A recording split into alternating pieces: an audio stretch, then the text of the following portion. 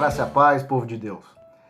Vamos dar início aqui à leitura do livro de Atos, capítulo 7. Então o supremo sacerdote perguntou: estas acusações são verdadeiras? Esta foi a resposta de Estevão: irmãos e pais, ouçam. O glorioso Deus apareceu ao nosso antepassado Abraão no Iraque, antes que ele se mudasse para a Síria, e disse-lhe que deixasse a terra natal e se despedisse dos parentes, pondo-se a caminho para um país para o qual Deus mandaria. Então ele deixou a terra dos caldeus e morou em Harã, na Síria, até que morreu o pai dele. Depois Deus trouxe Abraão para esta terra de Israel, mas não deu a ele nenhuma propriedade, nenhum pedacinho de terra.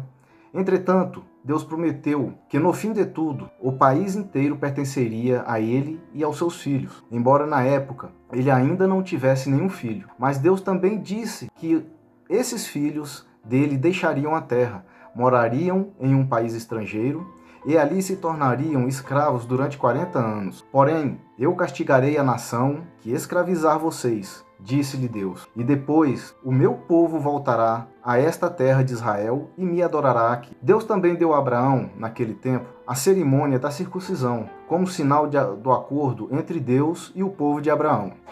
Por isso, Isaque, filho de Abraão, foi circuncidado quando estava com 8 dias de idade. Isaque tornou-se pai de Jacó, e Jacó foi o pai dos 12 patriarcas da nação judaica. Estes homens tiveram muita inveja de José, vendendo o irmão como escravo para o Egito. Porém, Deus estava com ele, livrando o rapaz de todas as suas angústias e fazendo com que caísse na simpatia de Faraó, rei do Egito. Deus também deu a José sabedoria fora do comum, de modo que foi nomeado por Faraó para governador do Egito todo, como também foi encarregado de todos os assuntos do palácio. Como isso foi tão verdadeiro? Pois no deserto Moisés foi o intermediário, o mediador entre o povo de Israel e o anjo que deu a eles a lei de Deus, a palavra vida, no Monte Sinai. Mas os nossos pais desprezaram Moisés e quiseram voltar ao Egito. Disseram a Arão: faça ídolos para nós, para que tenhamos deuses que nos levem adiante, porque não sabemos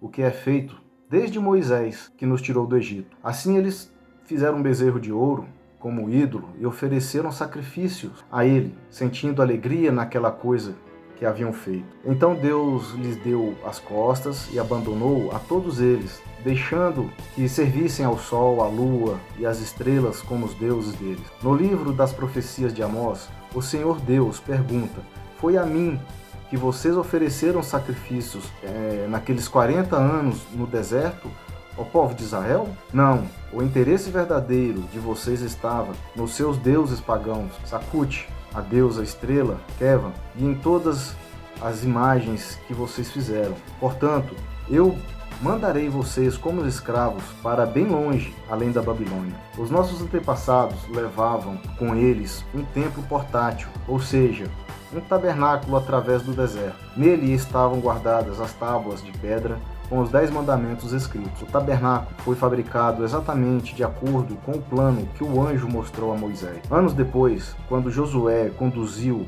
as batalhas contra as nações estrangeiras, este tabernáculo foi levado com eles para o seu novo território e usado até no templo do rei Davi. Deus abençoou grandemente a Davi, que pediu o privilégio de construir um templo permanente para o Deus de Jacó. Porém, foi Salomão que realmente construiu esse templo. Contudo, Deus não habita em templos feitos por mãos humanas. O céu é o meu trono, diz o Senhor por meio dos seus profetas, e a terra é o estrado dos meus pés. Que espécie de casa vocês poderiam construir? Perguntou o Senhor. Eu poderia permanecer nela? Eu não fiz tanto os céus como a terra? Como vocês são duros de coração, terão de resistir para sempre ao Espírito Santo? Mas seus pais fizeram isso e assim fazem vocês. Digam o nome de um profeta que os antepassados de vocês não perseguiram. Eles até mataram aqueles que profetizaram sobre a vinda do justo, o Messias, que vocês traíram e assassinaram. Sim, e vocês de propósito destruíram as leis de Deus, embora fossem recebidas das mãos de anjos. Os líderes judaicos ficaram ardendo em raiva com a acusação de Estevão e rangiam os dentes de fúria. Mas Estevão, cheio do Espírito Santo, olhou bem firme para o céu e viu a glória de Deus e Jesus em pé, à direita do Pai. Então disse a eles: olhem, eu estou vendo os céus abertos e Jesus, o Messias, em pé ao lado direito de Deus. Mas todos se revoltaram contra ele, puseram as mãos nos ouvidos, abafaram sua voz com os gritos da multidão, que arrastou Estevão para fora da cidade, a fim de apedrejá-lo. As testemunhas oficiais, os que jogaram as pedras, tiraram os casacos e puseram aos pés de um jovem chamado Paulo. Enquanto as pedras assassinas eram atiradas sobre ele,